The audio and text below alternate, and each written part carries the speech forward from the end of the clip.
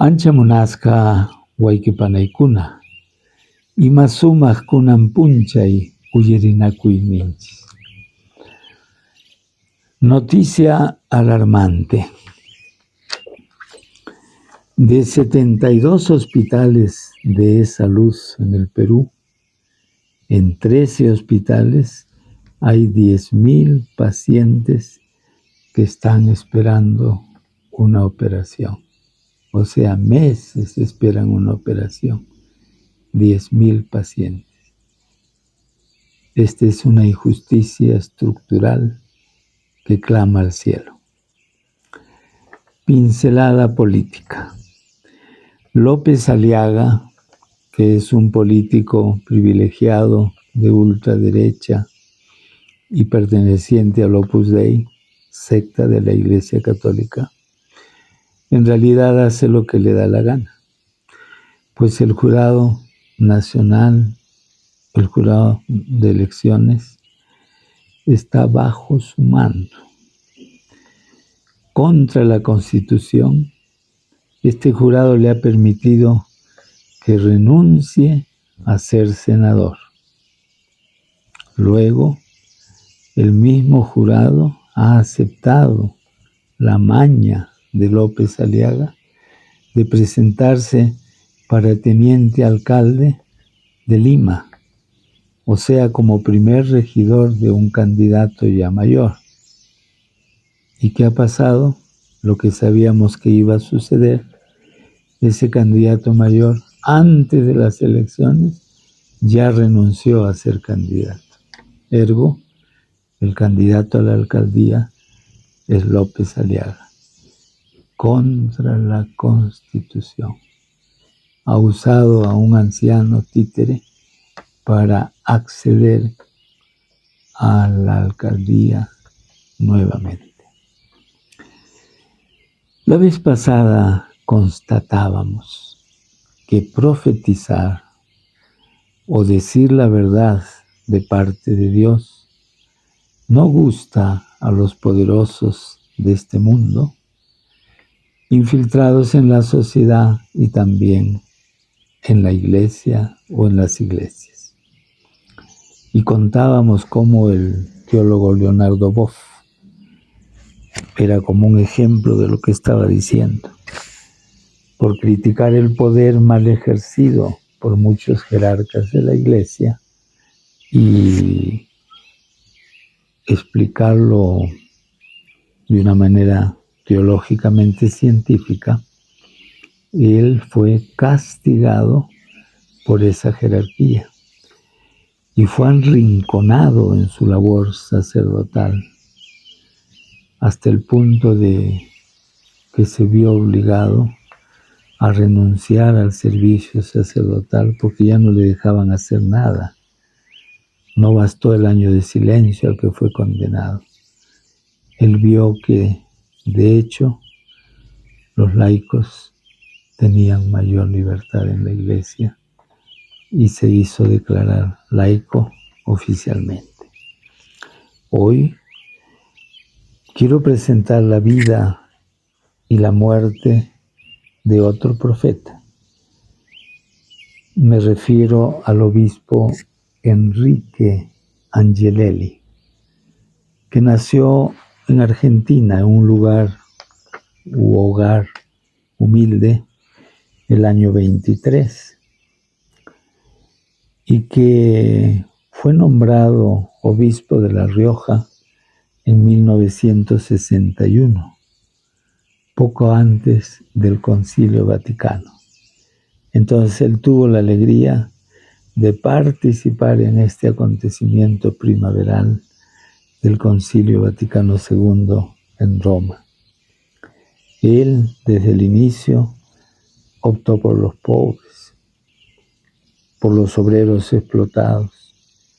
Una vez por defenderlos, fue atacado por un grupo de personas que tenían piedras en sus manos y se las lanzaron. Fue acusado a Roma por gentes adineradas y también fue investigado pero no sancionado. Hay que decir que en el concilio él perteneció a ese grupo de 40 obispos que se llamaban en francés les petits évêques, los pequeños obispos, que deseaban vivamente, hicieron todo lo posible para que los pobres, diríamos, fueran parte del concilio, para que hubiera un documento en que se refería a ellos y para que la iglesia como tal se solidarizara con ellos. Pero como no lograron ese sano propósito, pocos días antes de terminado el concilio, en las catacumbas de Santa Domitila en Roma, celebraron una misa, unos 50 de ellos, y firmaron el famoso pacto de las catacumbas, en que se comprometían a llevar una vida sencilla como obispos y al servicio de los más humildes. Angelelli Enrique fue uno de los que firmaron ese compromiso. Él tenía una frase muy hermosa que yo la escuché por parte de un hermano prelado de Yaviri, Francisco Galteroch, que había vivido varios años con Angelelli, y la frase es la siguiente: con un oído en el pueblo y otro oído en el Evangelio.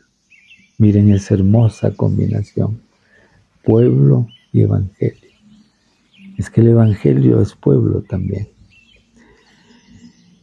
Dos sacerdotes de La Rioja, el era obispo de La Rioja en Argentina, Carlos Murias y Gabriel Longueville, y el laico Wenceslao Pedronoso, el día 18 de julio de 1966 fueron tomados presos, torturados y asesinados por parte de la dictadura argentina.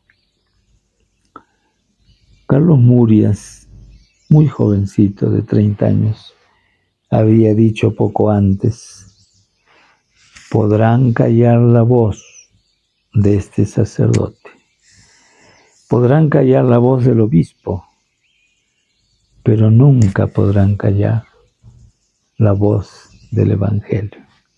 Repito esta frase tan valiosa, dicha por un mártir.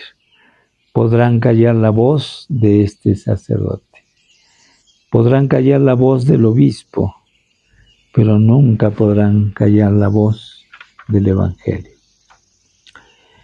El 4 de agosto de ese año 1976, el obispo Enrique Angelelli, que apenas contaba con 53 años, fue al Chamical, es decir, al lugar donde habían servido estos sacerdotes, para celebrar una misa por los 3 asesinados.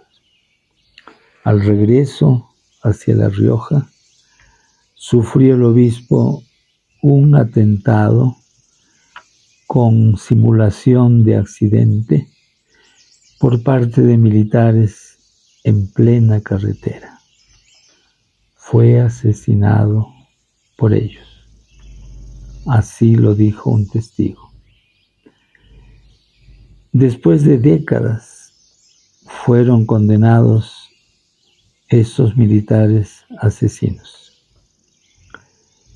Y hay que decir que en este tiempo de la dictadura, donde hubo mucha persecución contra dirigentes, contra el pueblo mismo, fueron asesinados 2 obispos,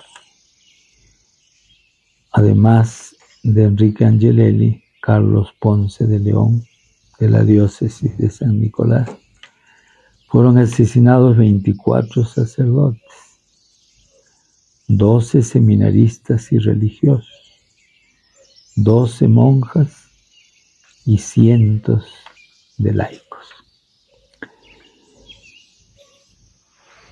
¿Cuáles han sido las consecuencias de la vida de este hombre?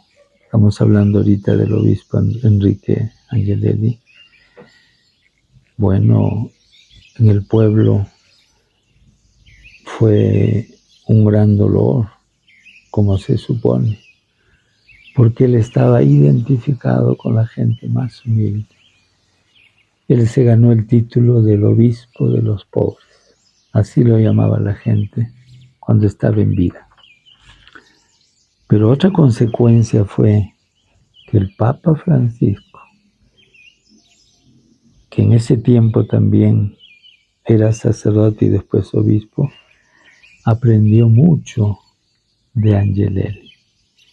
Angelelli, como ocurrió con muchos sacerdotes en ese tiempo, siguió las líneas de la teología de la liberación, que no es otra cosa, como decía Gustavo Gutiérrez, de tomar la Biblia, los pobres en sus manos, pobres, leerlas con ojos de pobres y explicar esa palabra de Dios con su lengua de pobres, que es distinto a lo que puede explicar alguien que tiene mucho dinero o incluso muchos sacerdotes que no vibran con los dolores y las alegrías de la población.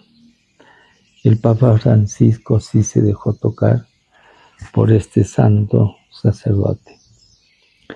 Y también hay que decir que los martirios en la Iglesia que se han dado después del inicio de la teología de la liberación, es decir, después de 1968 hasta el presente, esos martirios siempre tienen que ver con personas, con creyentes, hombre, mujer, obispo, sacerdote, laico, laica, religiosa, siempre tiene que ver con las personas que desde su fe se comprometen con los pobres y oprimidos en la lucha por los derechos humanos.